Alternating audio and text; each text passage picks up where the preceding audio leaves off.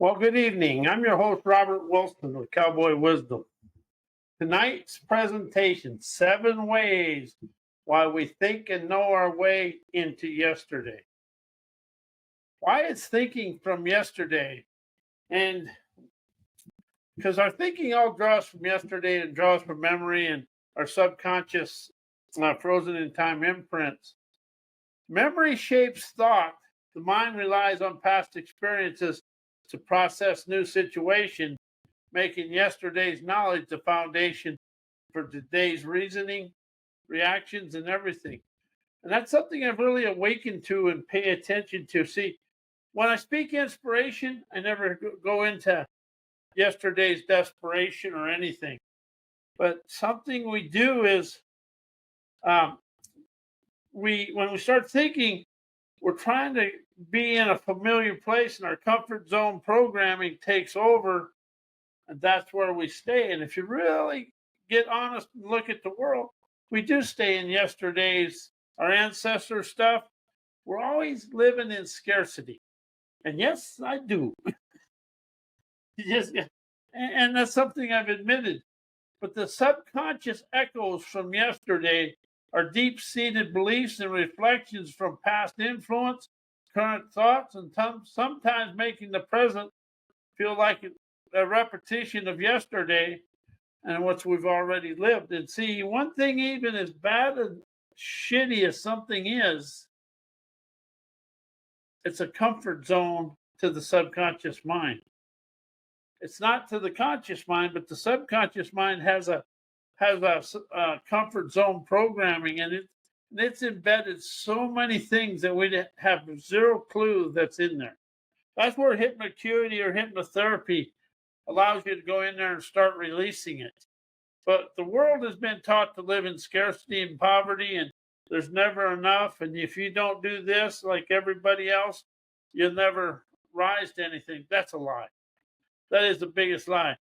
Everybody in this world has a sleek, unique talent that they can ride the waves of success on. But however, that talent, that sleek, unique talent, will never be on the railroad tracks of the familiar of your subconscious programming. It's going to be in the whirlwinds of wisdom, the celebrations of life, but it's always going to be outside of the realm of socialized thinking and knowing. Why thinking makes my here and now seem like yesterday. And the reason thinking may turn the present moment into yesterday is reflection over presence. You know, we say, well, remember when we used to do this in the old days, and we used to do this, and I think the way we used to do it, that is yesterday's programming. And was I good at that? Oh my golly, I was perfection. I was a perfection program to live from yesterday. But now that I've unleashed my athletic imperfections, I'm okay. And see, that's the thing. It's reflection over presence. When thought stays locked in the past experiences, it draws awareness away from immediate moment expectations, encounters. It shuts off listening. Thinking shuts off listening, spirit, intuition. Thinking shuts off all free-flowing energy. It really does, because thinking is an echo from what's already experienced in our life. And so that's why now may feel like an echo of what was yesterday, and it comes from memory. And memory is a lens. The mind filters new experiences through past recollections, shaping today's based on yesterday's imprints, rather than allow it to unfold freely. Well, that's the thing. When we start thinking, and when we went to school, we was always taught to remember. And what were you thinking? What was this? We always got caught up and was told what we think. And pretty soon that thinking becomes repetition, and that also creates insecurity. And a lot of people, I carried insecurity from education because I never really, my thinking wasn't like the teachers, but my inner wisdom was way different. And I had a higher energy, and I was more intuitive and more innovative than most the teachers. And see, that's something people have to open up to realize. Intuition and innovation is a sleek, unique talent of individuals. And it isn't always going to fit into the socialized systems. It may never fit into the socialized systems. And see, the socialized brainwashing we all experience tries to keep us locked in yesterday. And as I open up to understand this and admit it, because I have a saying, I think and know my way to yesterday.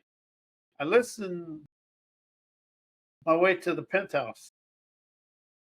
My sovereign activation rises me to my mountaintops of mystical, magical energy.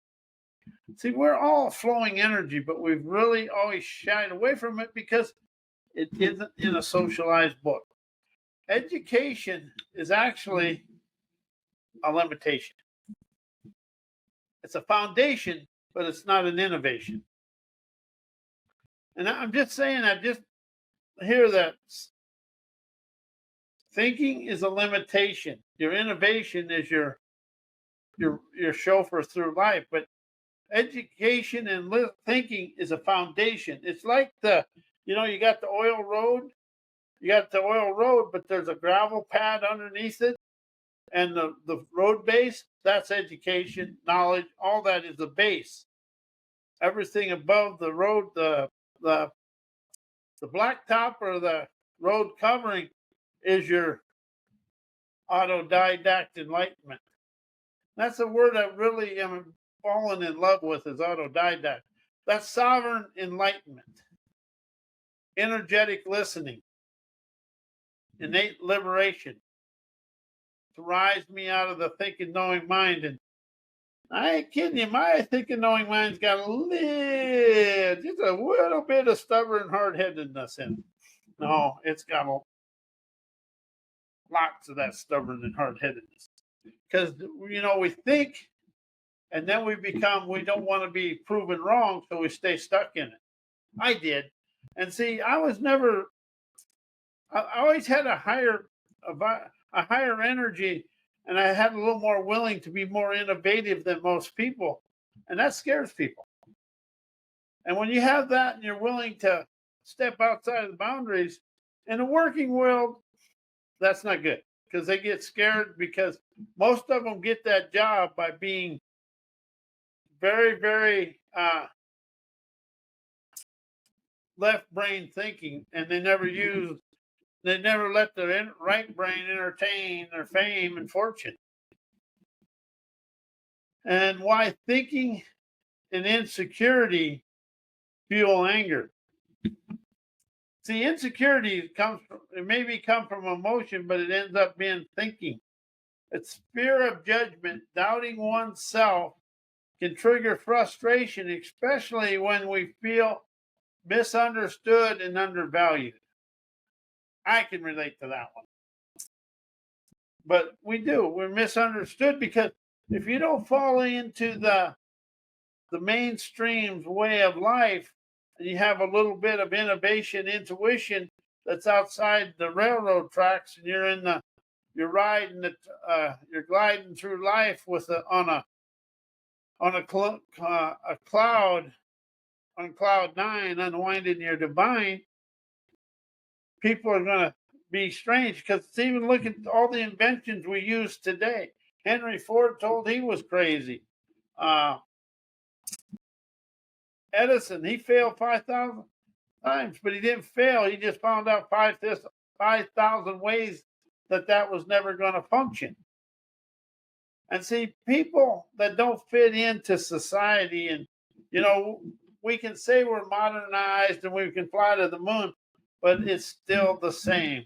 If you don't fit into the clique of society, you're outside it. And people People like to ridicule and make fun of people that are outside their comfort zone cloning. And there's a lot of that today, that comfort zone cloning. So if you're outside of that and they're ridiculing you, take that as a blessing, because people that ridicule and criticize you, they're jealous of you. You know, I watch a lot of things, and if somebody does something a little bit different and they ridicule and make fun of them, they're jealous of them. So when we ride the tides of trend-setting ingenuity, it dawns enterprising wizardry to decree we're free. But how do you allow other people's thinking and knowing to make you feel misunderstood or undervalued? Really, what they are is jealous of you. That's something I really want people to understand. If you're getting ridiculed by some people, that's their fears. They want to use ridicule and criticism to control you. That's the thing. If they can make you feel misunderstood and undervalued, they can control you through your insecurities. And yes, it has happened to me, but you know, I grew out, I expanded and rose out of it. Now it's more fun to watch them stew in their own little poopy doo. And number two is loss of control. Insecurity makes situations feel unpredictable, leading to anger as a defense mechanism against uncertainty. Oh, yeah. That's my favorite. And I was good at it. But see, life is unpredictable, uneducated, unedited, unrehearsed, unexplained. Life is a safari of energetic liberation, enlightenment, and sovereign activation.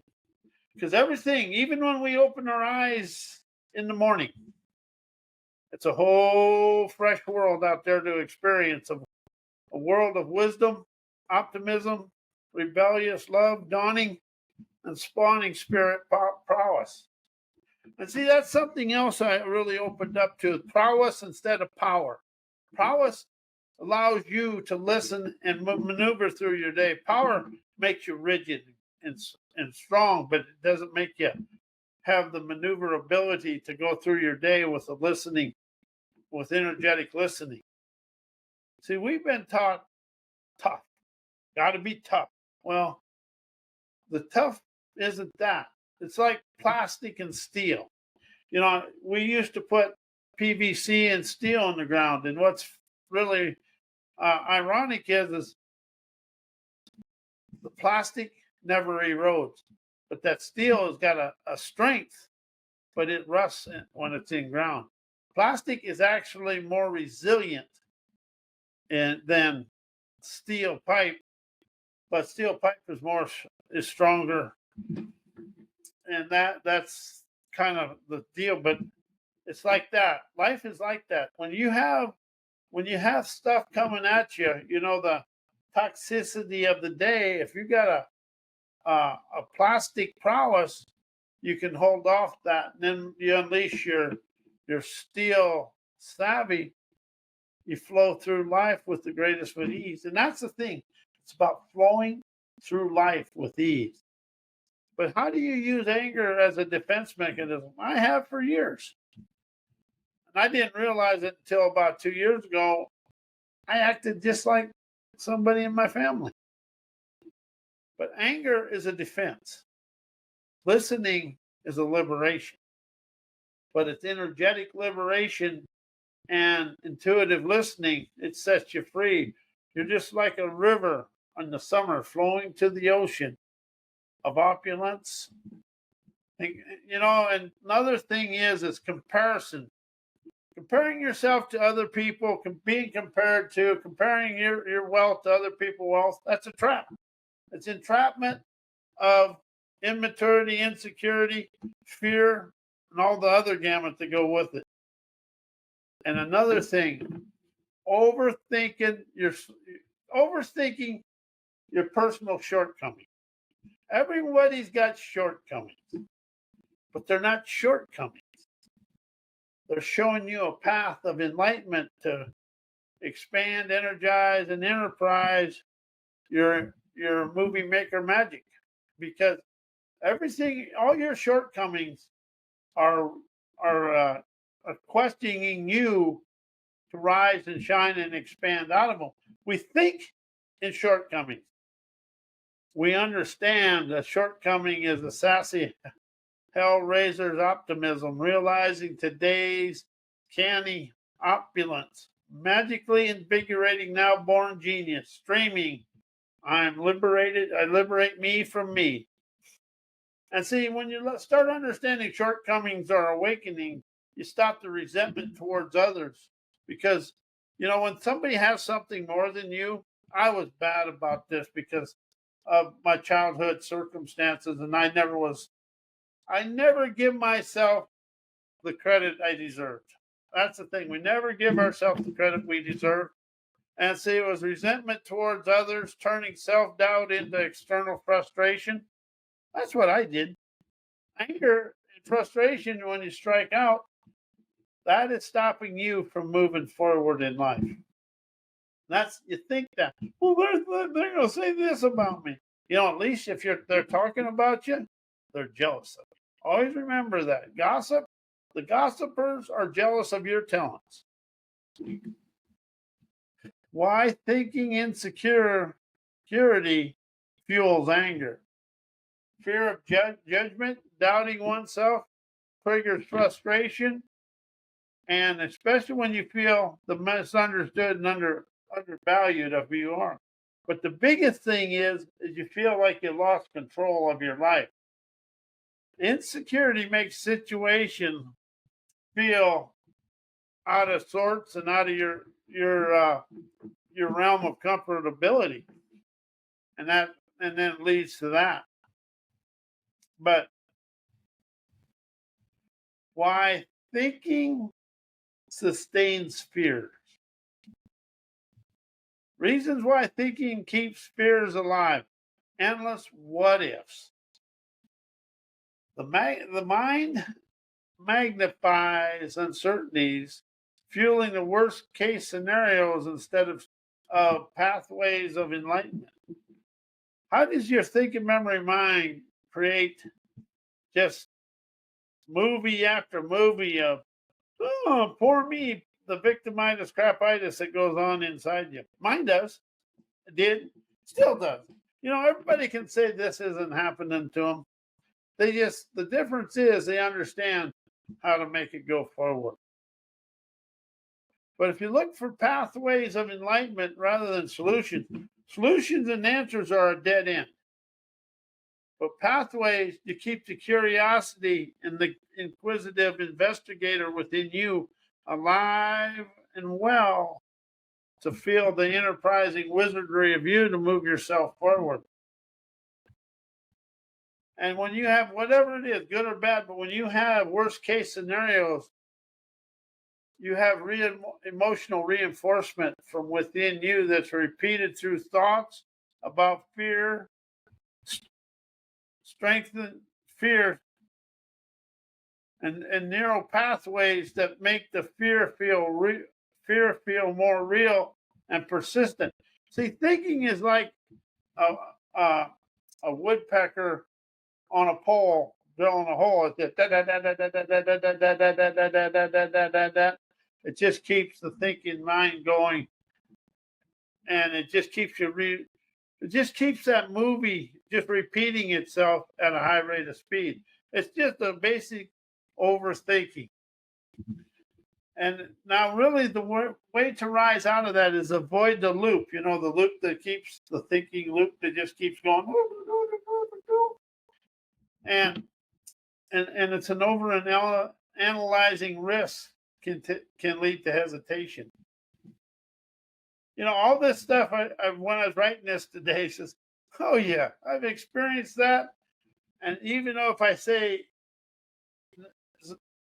nobody, I can say I never got out of all this, but now that understanding it allows me to let go of the cognitive recollections and start expanding and energizing my free-flowing inspirations.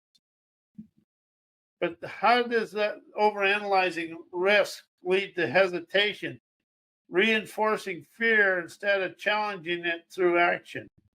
Action rises you out of fear. Sovereign activation with questions rise you out of fear and all your challenging ways of life. And one thing else, when you set a boundary, you're setting a new fear.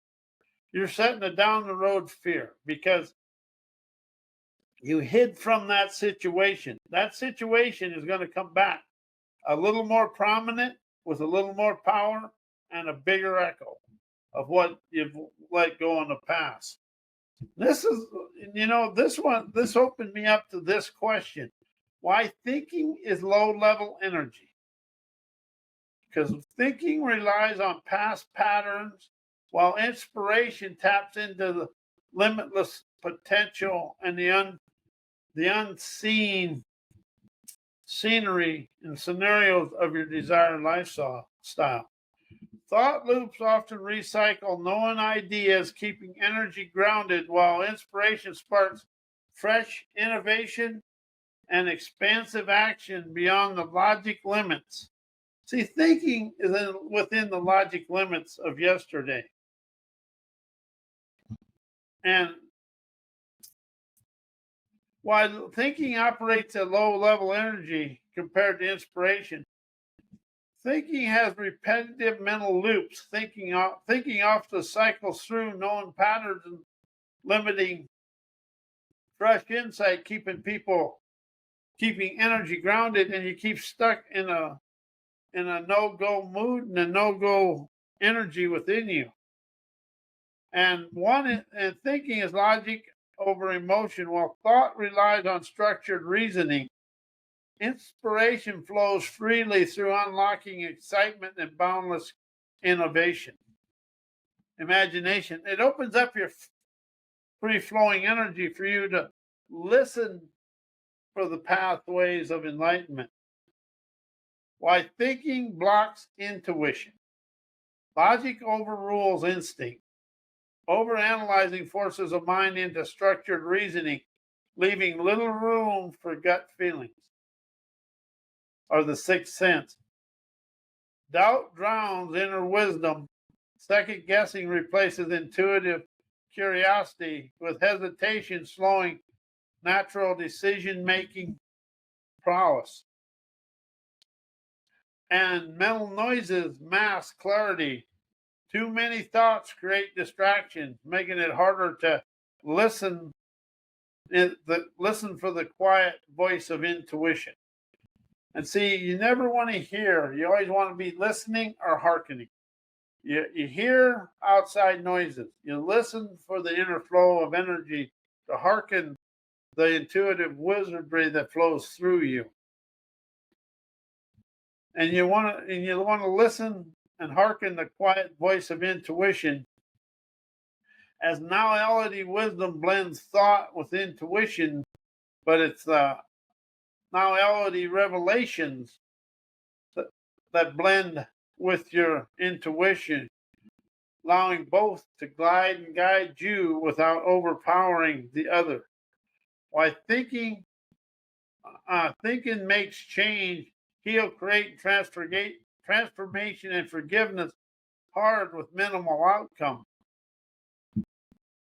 Thinking can make change, heal, create, transformation, forgiveness difficult with minimal results. Overanalyzing delays action. Thinking too much about the process instead of stepping into the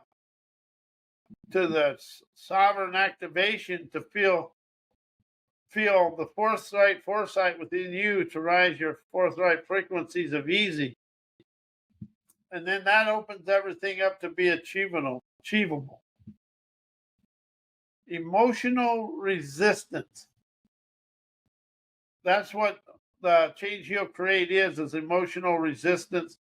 The mind holds on to the past pain patterns, making deep liberation and appreciation much harder, when logic competes with emotional emancipation. The fear of uncertainty. Change requires stepping into the unknown, but thinking often seeks certainty, making the journey feel more intimidating than liberating.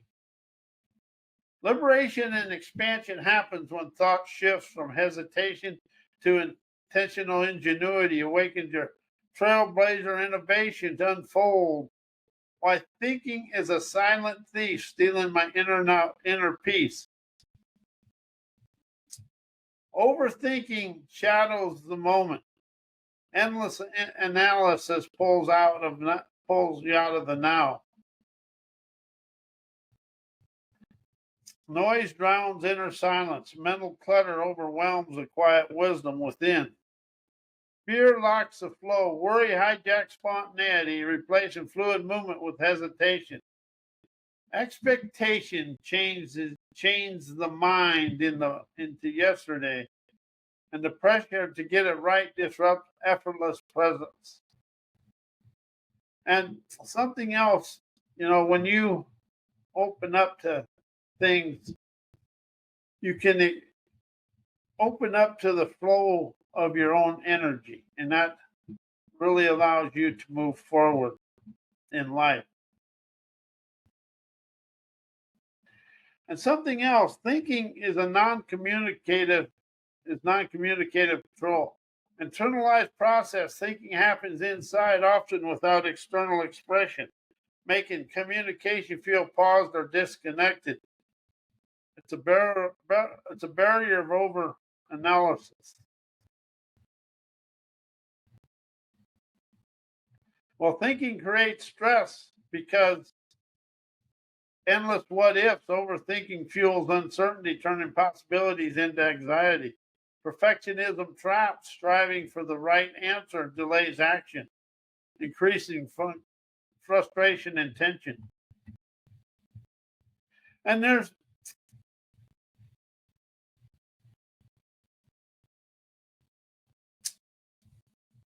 it's really about opening up to your intuition, innovation, imagination, and enterprises your moneyed up accomplished outcomes. Why energetic liberation, intuitive listening unlock mental clarity and fuels success. Innovation, liberation, and inspiration breaks mental constraints. Intuitive listening dissolves rigid thought patterns, freeing subconscious frozen in time representation of the past. This openness allows innovation to flow effortlessly. Aligns your enterprising energy with action. And that's what it is. It's getting ready and feel the liberation. Open your present moment safaris. It's about being an adventurer, moving your life forward.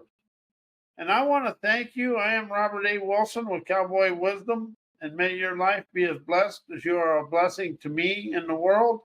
And thank you for being here, and enjoy your evening and your weekend.